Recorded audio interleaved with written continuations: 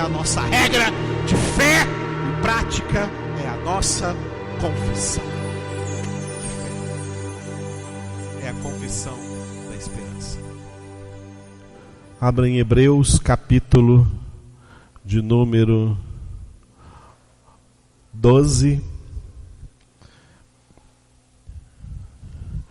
O capítulo 12, lembrando que o capítulo 12 e o capítulo 13, os dois últimos capítulos dessa epístola, são o quinto bloco e bloco final, então, dessa epístola aos Hebreus, na qual nós estamos meditando com a graça do Senhor desde outubro do ano passado. Estamos aí vislumbrando o final dessa epístola tão profunda, tão espiritual, cheia da verdade e da palavra absoluta de Deus. Nós vimos que esse quinto bloco é formado então dos capítulos 12 e 13, e nós já começamos aí no capítulo 12. E vimos que esse capítulo 12 ele tem uma introdução, um desenvolvimento e uma conclusão. Domingo à noite nós vimos a introdução, domingo pela manhã nós vimos a introdução nos 3 primeiros versículos. Repita: carreira proposta. A carreira que nos está proposta é a carreira rumo à santidade. Deus nos chamou para ser santos. Aleluia. Por isso o capítulo 12 vai atingir aí esse auge, dizendo que sem santificação ninguém verá o Senhor. Nós vamos entrar hoje no desenvolvimento desse capítulo. O desenvolvimento, o título é, disciplina. Vai do versículo 4 até o versículo 17. Depois, então, lá para domingo à noite, nós estaremos chegando na nossa ceia. Domingo é a nossa ceia, chegando na conclusão desse capítulo, que vai dos versículos 18 ao 29. Repita: retenhamos a graça. Glória a Deus. Vamos dar uma olhada neste desenvolvimento. O desenvolvimento do capítulo 12, cujo título é Disciplina. Esse capítulo 12, ele está dividido em duas pequenas porções aí, dois pequeninos segmentos. O que nós vamos entrar hoje aqui, onde está escrito para a disciplina. Para a disciplina, nós somos então chamados a ser, participantes da santidade. O que significa isso? Que Deus quer, o plano de Deus é compartilhar conosco desse atributo comunicável que Ele tem, que é a sua santidade. Deus tem algumas coisas que Ele não pode comunicar para nós, porque são exclusivas de Deus. Só Deus é onipotente, só Deus é onisciente, só Deus é onipresente, só Deus é soberano. Nenhum homem jamais será soberano. Tá? Nenhum homem jamais será onipotente. Só Deus tem essas qualidades. Mas Deus tem muitas outras qualidades que Ele quer compartilhar conosco. Uma delas é a sua santidade. Deus é santo, mas quando Ele diz na palavra sede santos, é porque Ele quer compartilhar conosco da sua santidade. Então nós somos participantes da santidade. Depois nós vamos ver como que nós devemos encarar essa disciplina. Nós já vimos essa palavra anteriormente, com muita diligência, ou seja, diligentemente. E a exortação final ali dos versículos 14 e 17 é que não haja, ninguém faltoso. O que é uma pessoa faltosa? Uma pessoa faltosa não é só uma pessoa que falta no culto, também isso pode ser, viu? Uma pessoa faltosa é uma pessoa espiritualmente relaxada. Uma pessoa que acha que não tem que fazer nada pela sua santificação, acha que a sua salvação já está ganha e não precisa se esforçar em mais nada, não precisa transformar mais nada, ela vai ficando aí do jeito que ela é, imutável, sem mudanças, sem santificação na vida e por isso cometendo muitas faltas e achando que não está cometendo nada. Cometendo muitas faltas, deixando um rastro por onde passa. Cuidado, nós deixamos um rastro por onde nós passamos e esse rastro pode ser negativo se você for uma pessoa faltosa. Uma pessoa que comete muitas faltas e já se acostumou tanto a cometê-las que nem acha que está cometendo, mas está. E com isso prejudicando a si próprio e também a outras pessoas. Então não haja entre vós, é o que nós vamos ver ali naquela outra parte, não hoje, ninguém faltoso. Hoje nós vamos ver aqui essa paradisciplina, nós somos chamados a ser participantes da santidade. Aleluia. Pode mudar isso. Participante da santidade lá em cima, duas partezinhas aqui. A primeira do versículo 4 ao 6, a nossa luta contra o pecado. Para ser santos nós temos que ser lutadores, combatentes. E contra o quê? Contra o nosso pecado. Tá? Para que recebamos então, diga, correção do Senhor. Nós somos incorrigíveis. Só Deus pode nos corrigir. Nós não conseguimos corrigir a nós mesmos. E ninguém consegue nos corrigir. Só Deus consegue nos corrigir. E para receber a correção do Senhor, nós temos que estar preparados para uma luta interna muito grande, que é uma luta contra o pecado. E é isso que nós vamos ver hoje, nos versículos de 4 a 6. Sábado à noite, nós vamos ver aqui acerca de toda a disciplina que Deus quer dar para nós, para que todos nós sejamos, repita, participantes da correção. Deus corrige todos os seus filhos. Nós vamos ver isso sábado à noite. E se tiver alguém sem a correção, é porque não é filho de Deus. Se não é filho de Deus, faça o que você quiser, ninguém vai te corrigir.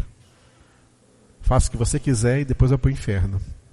Agora, se você é filho de Deus, uma das provas de que você é filho de Deus é que você se submete à correção do Senhor e se torna então participante da sua correção.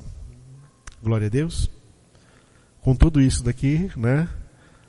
O que nós vamos ler aqui no capítulo 12, dentro da nossa santificação? Diga, Deus quer nos corrigir. Diga, Deus quer corrigir nossos erros. Aleluia, amados. O ser humano se acostumou demais a ficar tentando diante de Deus e de todo mundo a se justificar dos seus erros. Os nossos erros são injustificáveis. Os nossos erros têm obrigatoriamente que ser corrigidos.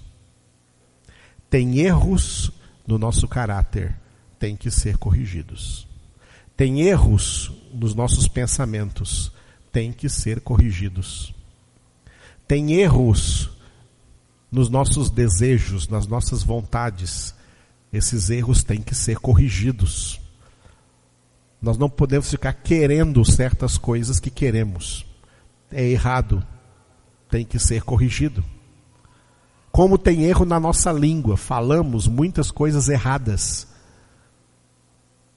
Tem que ser corrigido. O nosso jeito de falar e o conteúdo que nós falamos tem que ser corrigido. Nós temos muitos erros de conduta, tem que ser corrigidos. É vontade de Deus que isso seja corrigido.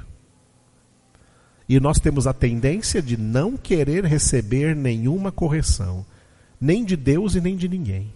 Nós temos a tendência de querer passar para os outros uma ideia de que nós estamos acima de qualquer correção e que ninguém pode nos corrigir. Errado.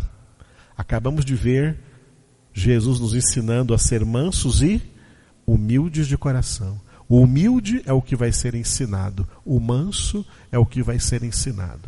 Aquele que acha que não precisa aprender nada, que não tem que ser corrigido em nada, isso é chamado de ímpio. Isso é chamado então de ateu. Gente que não tem Deus. Gente que tem Deus, tem consciência de que é pecador, que tem muitos erros a ser corrigidos. Por isso vamos ver hoje aqui, capítulo 12, vamos ler aí o capítulo 12, do versículo 4 ao 6, luta contra o pecado, a correção e a correção do Senhor. Pode passar o último aí e deixar, Marisa. Isso. Luta contra o pecado, a correção que vem do Senhor, é o que nós vamos ler em Hebreus, capítulo 12, versículos 4 a 6.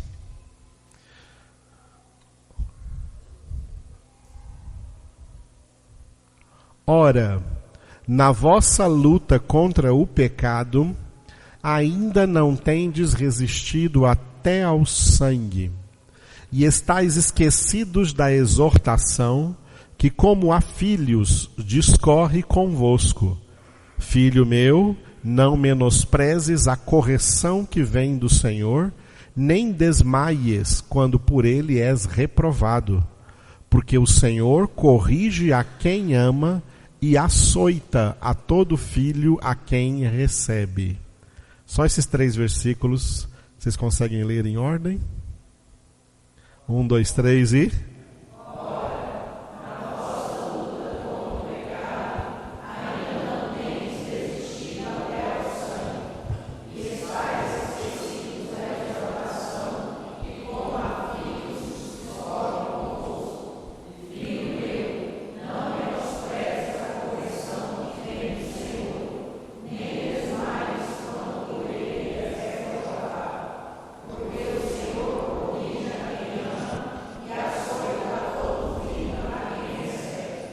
Glória a Deus. Aleluia. O que está dizendo para nós o versículo 4? Na vossa luta contra o pecado, ainda não tendes resistido até ao sangue. Esse versículo 4 está dizendo para nós que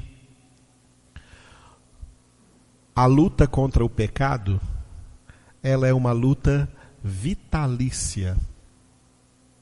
A luta contra o pecado dura toda a nossa vida. Por isso, resistir até ao sangue significa resistir até a morte. Porque até a morte nós seremos ainda pecadores. Tem gente que aprendeu algumas doutrinas erradas e uma delas foi pensar que depois da conversão, aliás, que até a conversão ela era uma pessoa pecadora e que depois da conversão ela não é mais uma pessoa pecadora, não é mais um pecador. Essa doutrina está errada. Nós somos pecadores antes, nós éramos pecadores antes da conversão e depois da conversão continuamos a ser pecadores. A diferença é que antes nós éramos pecadores condenados. E depois da conversão nós somos pecadores redimidos. Mas o nosso pecado continua dentro de nós. A conversão não tirou o pecado de dentro de nós. Através da conversão, Deus tirou a condenação de cima de nós. Sobre nós pesava a condenação. Éramos pecadores condenados. Sobre nós havia um grande peso. Esse grande peso era a condenação. Quando fomos alcançados pela graça de Deus, alcançados pela obra da salvação em Cristo Jesus, e fomos alcançados na mesma data da nossa conversão, a conversão é esse alcance. Na nossa conversão, Deus tirou de cima de nós a condenação. Mas o nosso pecado continua grudado na nossa alma, e é por isso que nós, como vimos sábado à noite, precisamos de santificação, que é o principal versículo dessa carta aos Hebreus aqui, no versículo 14. Vamos ler, já que você está aberto aí no 12, no capítulo 12, vamos ler o 14, sobre o qual nós já falamos aqui abertamente no sábado à noite. Segui a paz com todos e a santificação, sem a qual ninguém verá o Senhor. Repitam. Segui a paz com todos e a santificação, sem a qual ninguém verá o Senhor. Se não tivéssemos mais pecado, se não fôssemos mais pecadores depois da conversão, não necessitaríamos de santificação.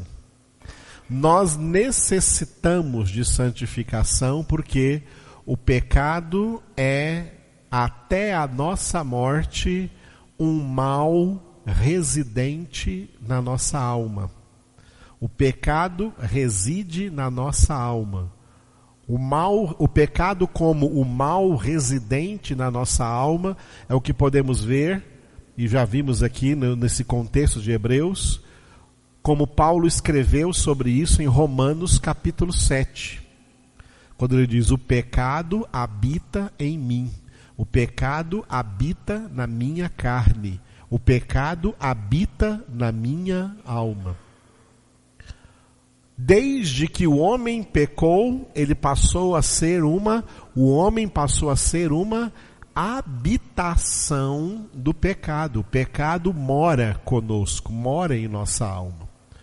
Aquele pecado que eu falei também no sábado à noite, que é o pecado pessoal. Diga, pecado pessoal. Pecado pessoal. É o meu pecado, é o seu pecado. O que pode me levar para o inferno não é o seu pecado. O que pode me levar para o inferno é o meu pecado.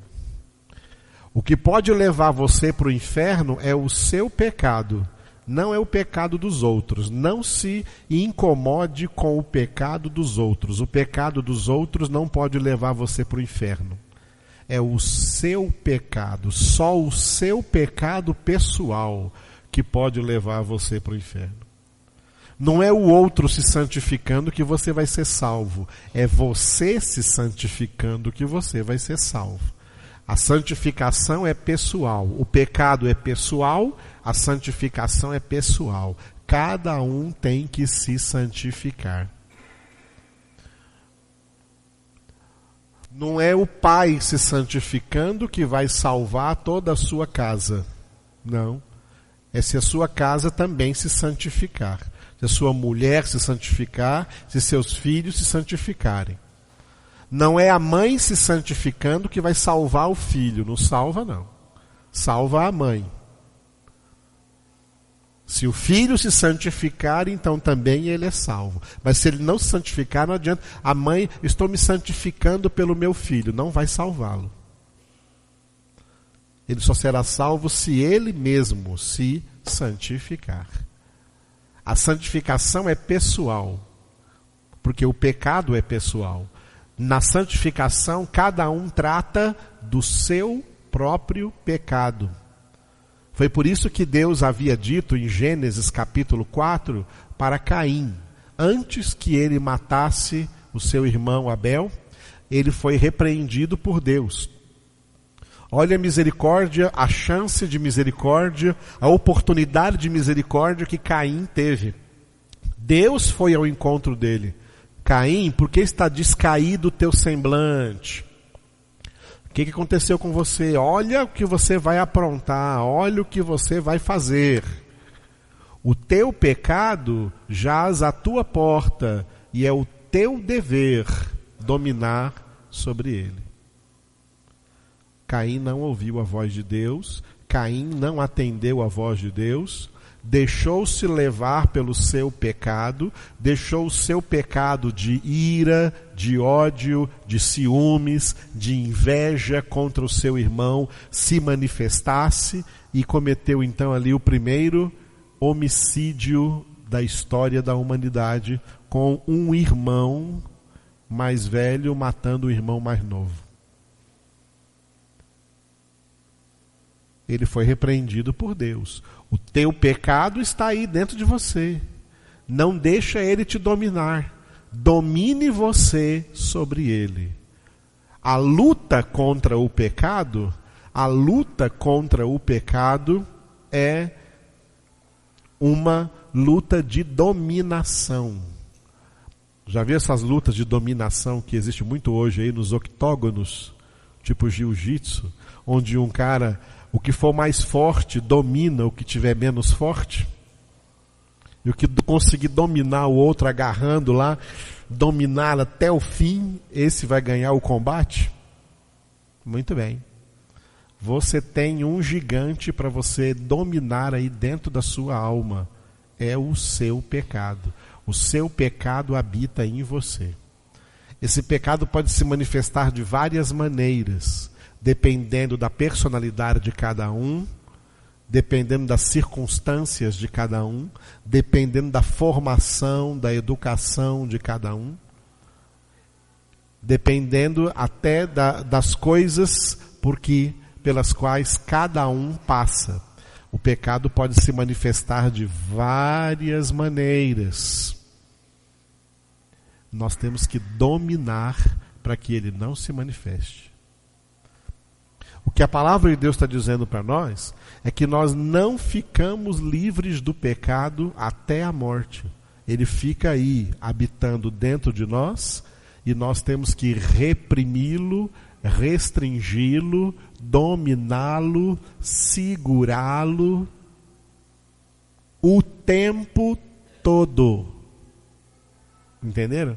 O tempo todo. É isso que está sendo chamado aqui nesse versículo 4 de a luta contra o pecado. E o autor de Hebreus está escrevendo, parece que a atmosfera desse versículo denuncia para nós que as pessoas, os cristãos, para quem ele estava escrevendo, estavam assim fraquejando nessa luta contra o pecado. E é por isso que essa palavra não é só uma palavra mais do autor dessa carta para aquelas pessoas a quem ele escreveu. É de autoria do próprio Jesus para nós e para todos os filhos de Deus em toda a época, porque uma das tentações que nós recebemos de Satanás é fraquejarmos nessa luta. É baixarmos a guarda. É começar a achar, estou cansado. Não quero mais lutar. Desistir da luta.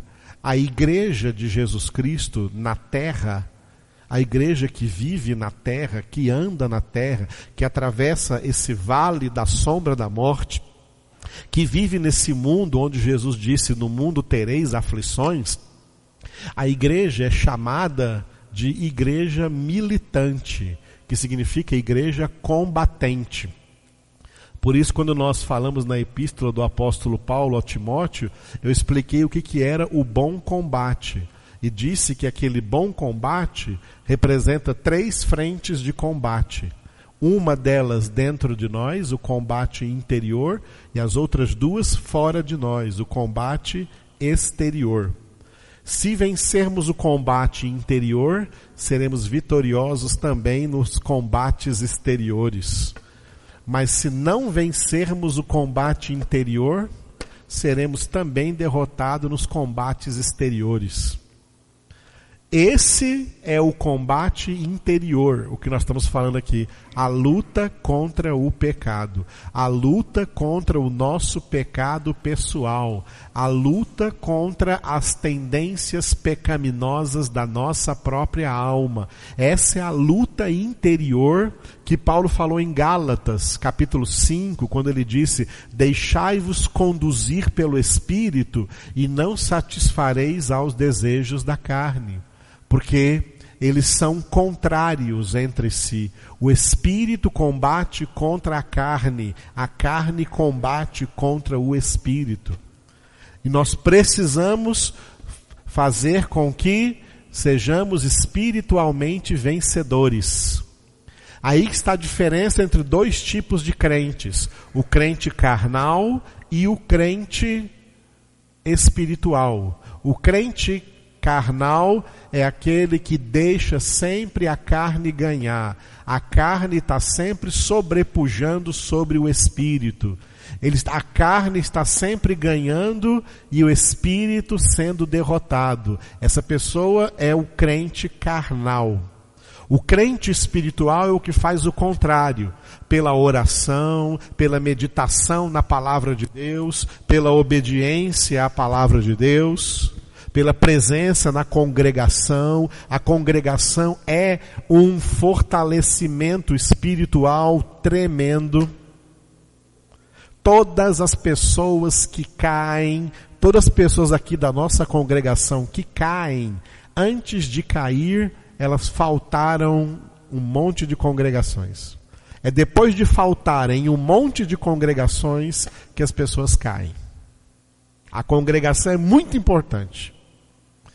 A congregação é como assim, eu lembro de um dia que eu fui para o hospital aqui, eu estava pregando aqui domingo à noite, passando mal, ninguém me percebeu. Não foi esse domingo não, já tem alguns meses atrás. Eu estava quase pregando aqui, quase desmaiando. Aí saí daqui naquele domingo, naquele culto à noite, fui para o hospital evangélico e fiquei lá até 5 horas da manhã ligado no soro, tomando soro e junto com o soro o remédio, né? E eu estava orando ali naquela madrugada e foi uma das coisas que Deus me deu. A congregação é como se nós estivéssemos sentados tomando um soro. Você nem percebe, vai gotejando e vai te restaurando, e vai te fortalecendo, e vai te curando. Quando você falta aqui, você deixa de receber esse remédio. Você deixa de receber esse fortalecimento. Essas 2 horinhas, pouquíssimas 2 horinhas que você passa aqui, você está desde a hora que a gente começa a louvar a Deus aqui, você está recebendo um fortalecimento tremendo. Por isso que aqui nessa carta aos Hebreus, capítulo 10, versículo 25, diz: não deixemos de congregar-nos. Repita. Não deixemos de congregar-nos. E aí esse versículo vai dizer o quê? Quanto mais vedes que o dia do Senhor, que a volta do Senhor se aproxima, cada dia que passa está mais perto a volta do Senhor. Quanto mais próximo estiver da volta do Senhor, mais urgente é que nós congreguemos. Aleluia. É urgente que nós estejamos reunidos. Porque essas coisas nos fortalecem, a oração, a meditação na palavra, a congregação, fortalece a nossa vida espiritual para que possamos combater contra a nossa própria carne, contra o nosso próprio pecado. E foi isso que Jesus quis dizer quando ele falou em Mateus 26, Mateus 26, 46, ou 26, 41, não me lembro, depois vocês corrigem, vejam aí na Bíblia. Vigiai e orai para que não entreis em tentação. 41. O espírito, na verdade, está pronto, mas a carne é fraca. Mateus 26, 41. Vigiai e orai. Vigiai em oração, na meditação, na palavra. Cada congregação que a gente participa é uma vigília. Estamos aqui em vigília. Tem gente que pensa que vigília é só querer passar a noite. Não, cada congregação é uma vigília, onde juntos estamos sendo fortalecidos para quê? Em primeiro lugar, para esse combate interno, a nossa luta contra o pecado. Se vencermos o combate interno, a gente tem a ideia de que vitória é acabar. Ideia errada. Acabei, venci. Não acaba. Por isso que não tendes resistido ainda até o sangue. Só vai acabar essa luta com a sua morte. Ou com a vinda de Jesus, o que vier primeiro. É só lá que vai acabar essa luta. Enquanto você está vivo, você pode dizer assim, vitória, ganhei, e para de lutar, que o pecado cresce e vence de novo. A carne cresce e vence você de novo. É um combate que não cessa, que não para. Você não escuta o soar do gongo, ele não para. O combate continua dentro de você, e você tem que estar combatendo o tempo todo, porque o seu pecado vai combater o tempo todo contra você. E você tem que combater o tempo todo contra ele, se fortalecendo espiritualmente 24 horas por dia para permanecer nesse combate tendo vitória. Sobrepujando a carne, não deixando ela se manifestar, não realizando os seus desejos. Por isso que Paulo diz em Romanos capítulo 8, não somos devedores da carne para que vivamos segundo a carne.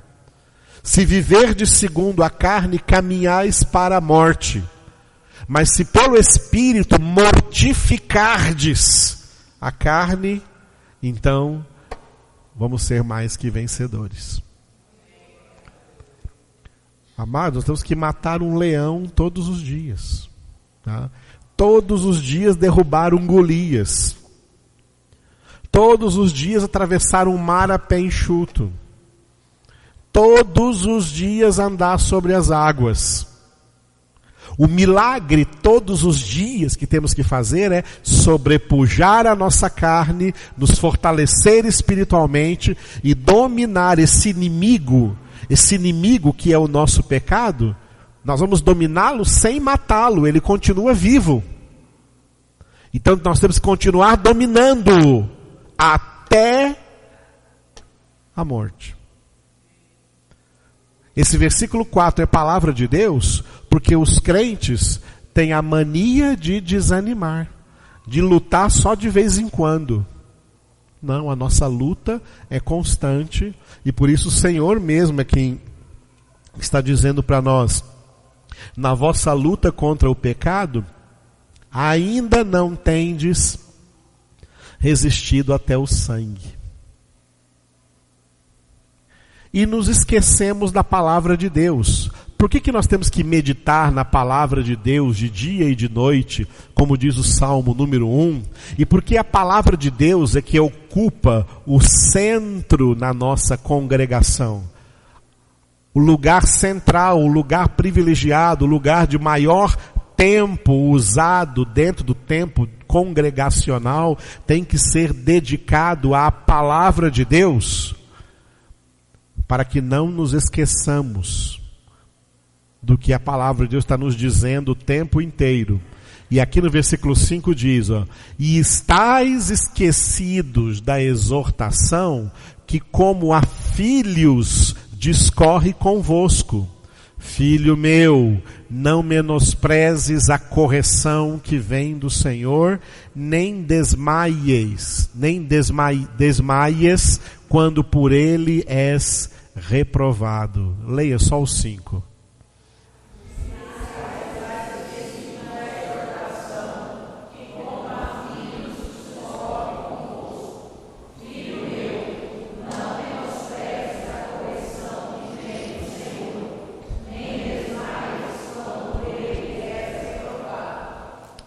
Glória a Deus.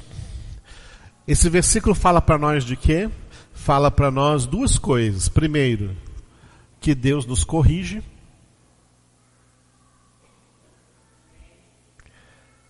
E segundo, que uma das coisas que faz parte do nosso pecado, grudado na nossa alma, é a resistência contra a correção. Como é que nós vamos nos relacionar com Deus? Porque Deus quer nos corrigir. E nós queremos resistir à correção. Deus quer nos corrigir e nós não queremos ser corrigidos. Deus quer nos corrigir e nós não gostamos de ser corrigidos. Nós gostamos de ser acarinhados, acariciados. Nós queremos que Deus nos bajule. Gostamos que nos bajulem.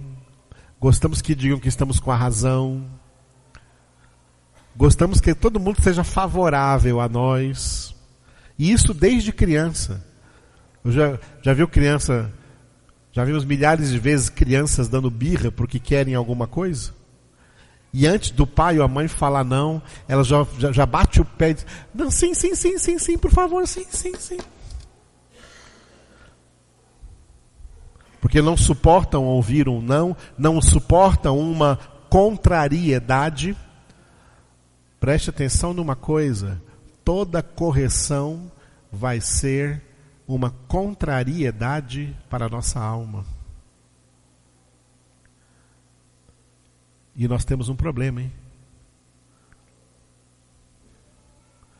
Quanto mais velhos de idade nós ficamos, menos aptos a receber correção ficamos. Quanto mais velhos ficamos, mais incorrigíveis nos tornamos.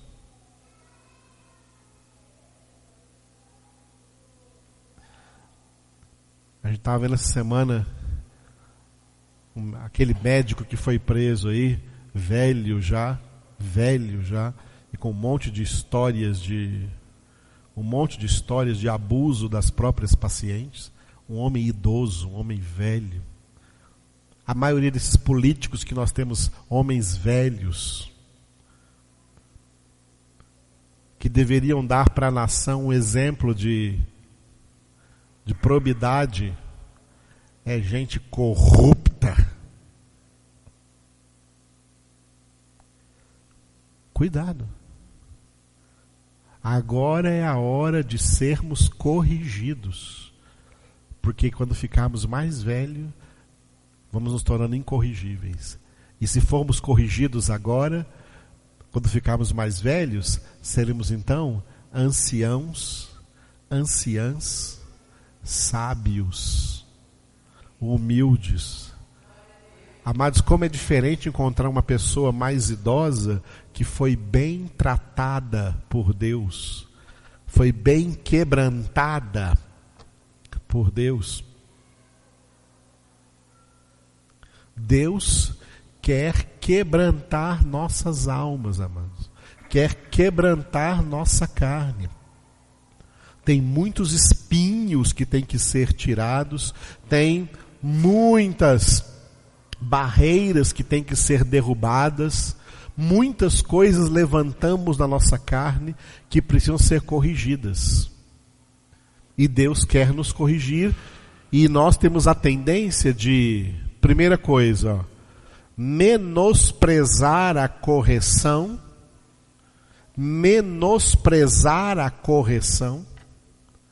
Tem muitos menosprezadores.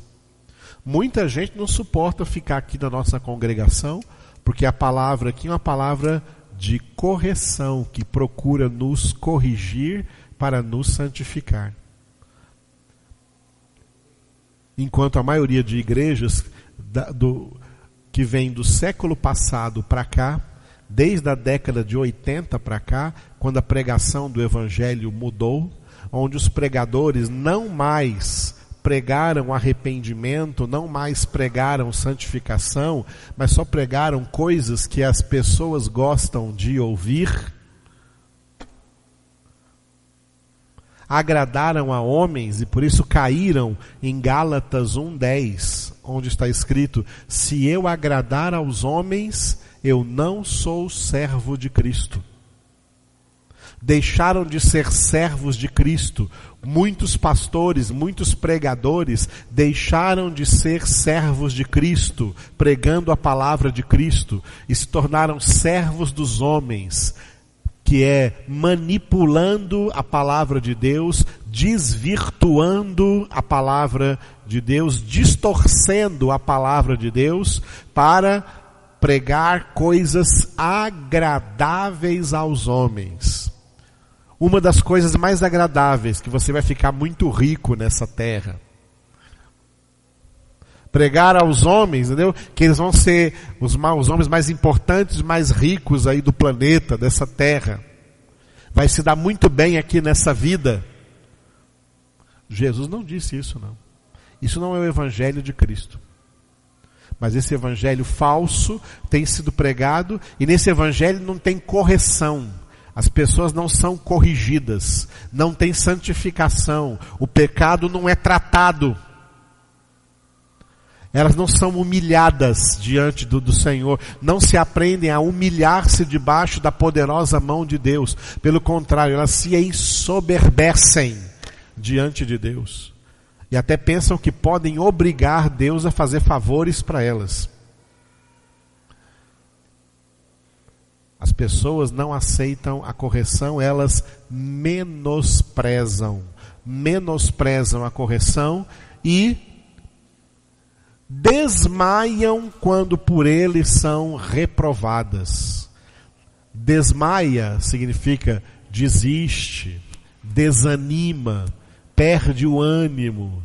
Não vou mais orar, não vou mais ler Bíblia, não vou mais congregar, não. Estou desanimado, eu caí e estou desanimado e vou ficar assim nessa queda. Estão desmaiando. Duas coisas que falando para não fazer aqui. Filho meu, não menosprezes a correção que vem do Senhor. E segundo, nem desmaies quando por ele és reprovado. Por quê? Versículo 6. Porque o Senhor corrige a quem ama e açoita a todo filho a quem recebe. Por gentileza, leiam.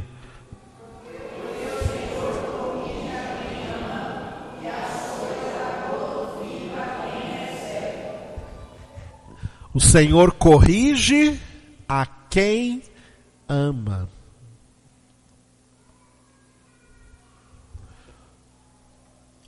As pessoas têm ideia de amor, um amor que não corrige. Existem até pais hoje em dia que não estão mais corrigindo seus filhos como eles deveriam ser corrigidos. E estão fazendo isso, tentando fazer uma espécie, seguindo uma lei chamada a lei da compensação. Tem pai e mãe hoje que tem que os dois trabalhar, então quando encontra com o filho, as poucas horas que está com o filho ou com a filha, infelizmente vivemos uma realidade social, uma problemática social, onde tem que existir creche, só ter que existir creches, para os pais irem trabalhar, o pai trabalhar e a mãe também ir trabalhar e deixar a criança na creche. Só o fato de existir creches já é uma grande derrota para a família e para a sociedade. Não era para existir creches. Porque filhos existem para ser criados e educados pelos pais, criados e educados pelos seus genitores. É por isso que se criou a ideia de que a mulher ficava em casa, porque se o pai tem que trabalhar fora, a mulher ficava em casa. Eu já vi acontecer, raros exemplos contrários, em que a mulher... Mas pode acontecer também que a mulher trabalhe e que o pai, então, fica em casa, mas ou os dois, ou no mínimo um dos dois, tem que ficar com os filhos. Antes de ter filhos, Elaine e eu estudamos muitas coisas na palavra sobre ter filhos. E eu lembro que nós achamos um livrinho muito pequenininho na livraria evangélica, compramos, levamos para casa, estudamos aquele livrinho, achamos interessante naquela época, e o título do livrinho era Filhos Precisam de Pais. Filhos não precisam de avós, filhos não precisam de tios, filhos não precisam de babás, filhos precisam de pais. Não é paz, não. P-A-Z, não. É paz. P-A-I-S. Paz. O pai e a mãe. A presença do pai e da mãe. Cada filho já vem ao mundo ficando 9 meses no ventre da mãe. Quando corta o cordão umbilical, ele ainda vai precisar de muitos meses de cuidado na vida lactente, na infância lactente, na primeira infância dele. Precisa de receber ali muito carinho, muito amor, muita atenção do pai e da mãe. Eu lembro da Elaine grávida, nas 2 gravidez, não teve uma só noite em que eu não orava com a minha boca na barriga dela para o Paulo escutar ou o João Diego escutar. Lá de dentro da barriga. Falava com eles, pregava para eles, pegava o violão, tocava e cantava para eles. Fazíamos um culto antes de dormir, lá na barriga. Até que nasceram e continuam conosco sempre nos cultos, na palavra, sendo criados e educados na palavra de Deus. Filhos precisam de pais. Pais têm autoridade para corrigir os filhos. Babá não tem. Avó não tem. Tio não tem. Vizinho não tem. Tutores de creches não tem. É uma lástima que tenha, é uma problemática social e é uma lástima que tenham que existir creches hoje em dia. E você vai nas creches aí, estão todas lotadas e não consegue vaga para colocar mais nenhuma criança, porque tem um monte de crianças que não tem vaga nas creches. As creches estão super lotadas. As crianças todas crescendo sem pai, sem mãe. E por isso que a sociedade não está prestando mais. A nossa sociedade está em colapso total. Esse colapso começou na família e se estende para toda a sociedade, onde a delinquência juvenil aí ainda é protegida pelas leis e que até intervém na educação dos pais, que não pode usar a vara da correção. A Bíblia fala da vara, e quando fala de vara, é vara mesmo. Não é uma metáfora. É vara mesmo, para fazer essa criança sentir na pele, até que sentir dor. Mas hoje em dia a criança pode até agora ligar e denunciar seus pais no conselho tutelar se seu pai bater com uma vara. A Bíblia fala que os pais têm que bater nos filhos, mas não ao ponto de matá-los, não batê-los com ira. O pai que bate com ira, com raiva, também ele está errando, isso é violência.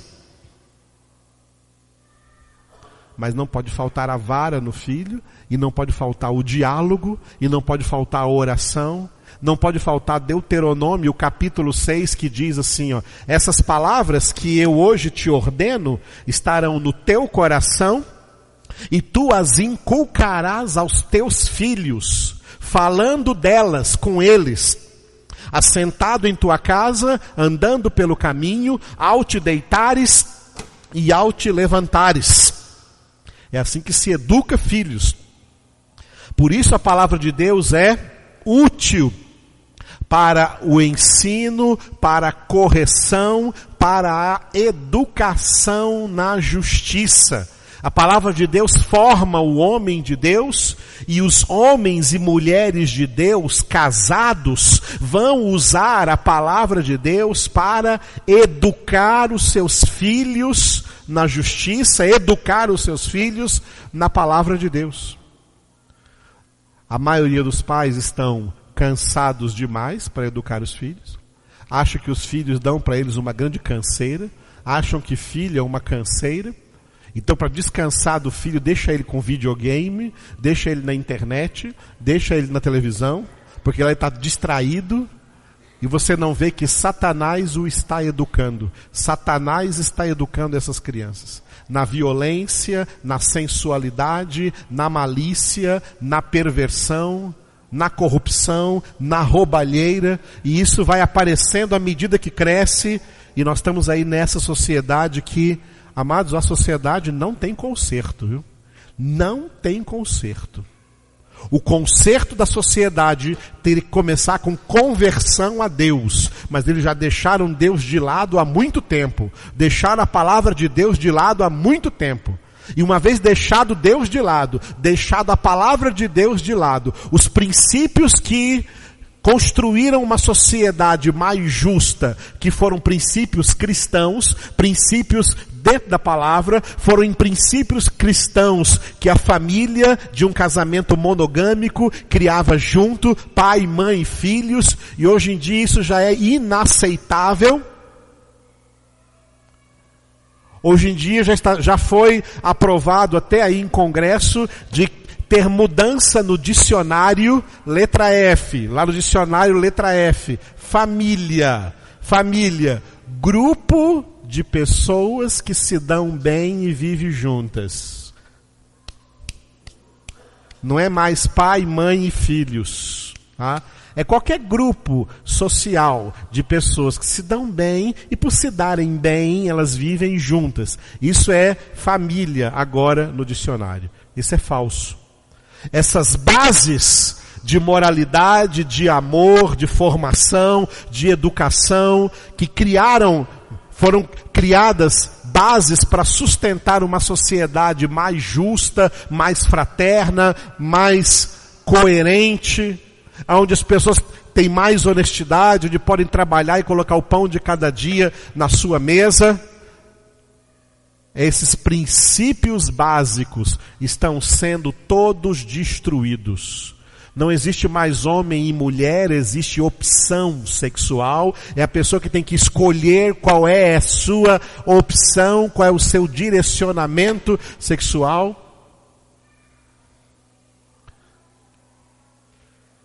E o pecado não é chamado mais de pecado, o pecado é chamado de normal. Se disser que homossexualidade é pecado, você está infringindo leis agora que estão se levantando por aí. Não é pecado, não. A pessoa já nasceu assim e ela tem que ser respeitada desse jeito. É errado. O ser humano, seja ele quem for, como ser humano tem que ser respeitado. Mas o pecado desse ser humano tem que ser denunciado e corrigido pela palavra de Deus, que é palavra de correção. Respeitar o ser humano é uma coisa, agora respeitar o pecado dele, isso é uma incoerência. Deus não respeita pecado, Deus abomina o pecado, Deus destrói o pecado, Deus repudia o pecado e Deus quer a conversão dos pecadores, e dos convertidos Ele quer a santificação, sem a qual ninguém verá o Senhor.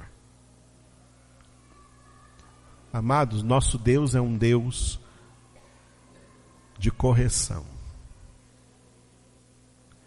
O mundo em que nós vivemos desenvolveu a ideia de que ninguém me corrige, eu estou acima de qualquer correção. E se alguém quiser me corrigir, eu vou ficar chateado. Não quero saber de ninguém que me corrija. Não quero nenhum Deus que me corrija. Esse Deus que corrige aí eu não quero, não. Eu quero um outro Deus. Um Deus que me dê tudo o que eu quero. Menos correção. Correção eu não aceito. Esse Deus não existe. O Deus verdadeiro é o Deus que corrige a quantos Ele ama. E que açoita a todos quantos Ele recebe por filhos. Filhos de Deus são corrigidos.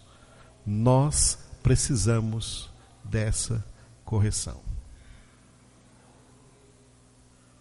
Diga, eu preciso de correção.